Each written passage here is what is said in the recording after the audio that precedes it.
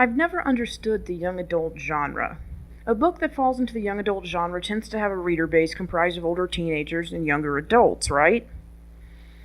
Like, Twilight falls into this category despite having a large reader base of older women. Harry Potter falls into this category despite having millions of faithful fans of several different age brackets. Basically, what I'm saying is the young adult genre is kinda useless because anything can really become a young adult novel. No one would debate that a novel is sci-fi or romance if it shows tropes that are indicative of that genre. But what if Nora Roberts wrote a book that was aimed towards mature adults with like sex and shit, and for some reason only teenagers read it? Does that make it a young adult novel? Even if the author meant for it to be something else? I mean, this has dick all really to do with the book that I'm reviewing today, which is Maze Runner, save for the fact that Maze Runner is a young adult novel.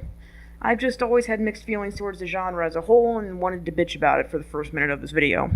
So, anyway, let's get to it.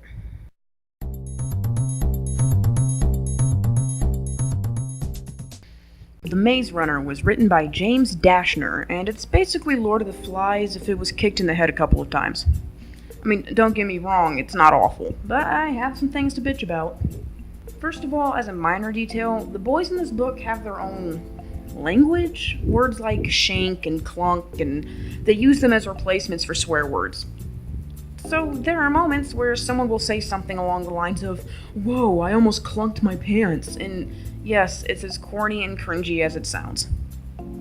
It's almost as if Dashner was afraid to swear, lest he be kicked out of the weird miasma that is the young adult genre, which I find odd because I know of certain young adult novels that have swearing and sex and all sorts of shit in it. I mean, hell, there's a scene in this book where someone gets stabbed to death, and it's merciless and bloody, but whatever. Again, I don't understand the genre. Clearly, I don't understand it. But, look, I'm sorry, I was a teenager once, and we swore a lot.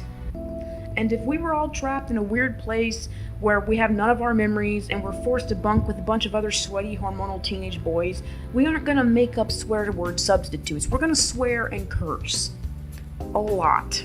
In other words, use your balls, Dashner. Then we have Thomas, the main lead. He gets better as the book goes on, but in the beginning his only purpose is to tell the reader what we already know. For instance, someone gets hurt, and some med jacks come up to patch them up. And we as readers can see this and think, oh, they're the doctors of this world. They repair people who get hurt and all that shit. We don't need it spelled out for us. Then Thomas will pipe up and say, oh, they must be the doctors. No shit, Sherlock, I'm not an idiot. And this happens throughout the first half of the book. Dashner sets up obvious shit that any 10-year-old with half a brain cell would figure out. And Thomas is like, oh, let me explain to you what this is. He's like the Chris Thorndike of the Maze Runner world. I just want to slap him and yell, shut up, you whiny little asshole, you're making things worse. And even after he learns about what's really going on in this world that he and his friends are in, and he kind of turns into young adult novel protagonist number 30, I can't really think anything about him that stands out, personality-wise. He's not very memorable. Once he stops being annoying, he just becomes kind of bland. Another issue I have is the character of Newt. He is British, so the writer shows us this by having him say bloody every other sentence. And no, I'm not kidding. I am not kidding, I'm not exaggerating. Every sentence he says, it's bloody this, bloody that. It's annoying.